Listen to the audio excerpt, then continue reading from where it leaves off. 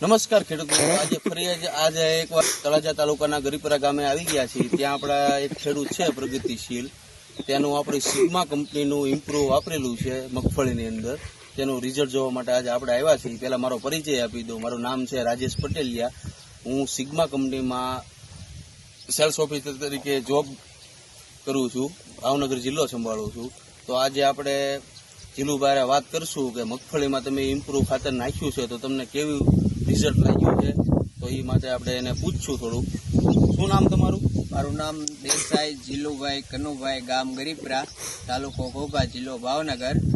મેં આ મગફળીમાં ઇમ્પ્રુવ જે ખાતર નાખ્યું છે એનું રિઝલ્ટ મને બહુ સારું દેખાય છે. અત્યારે જે પહેલાં હતી એની કરતાં અત્યારે વાનમાં છે, અને નકર મારી મગફળી હાવ પીળી હતી, એની બદલે અત્યારે વૃદ્ધિ વિકાસે સારો છે અને આમ વાનમાંય સારી છે.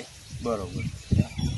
ઓકે. બીજું તમને જીલું ગામ પહેલા કરતા તો સારું રિઝલ્ટ લાગ્યું ને મગફળીમાં? પહેલા કરતાં બહુ સારું તો દેખાય. આ વસ્તુ સિગ્મા કંપનીની ઇમ્પ્રુવ છે, આ આપણું ગ્રેન્યુલ ખાતર, તો બીજા ખેડૂતને ભલામણ કરવા જેવી કરવા વસ્તુ ખરી ને? કરવા જેવી. અને હું એમાંય કહું બીજા ખેડૂતને કે આ ઇમ્પ્રુવ ખાતર વપરાય મગફળીમાં. ઓકે.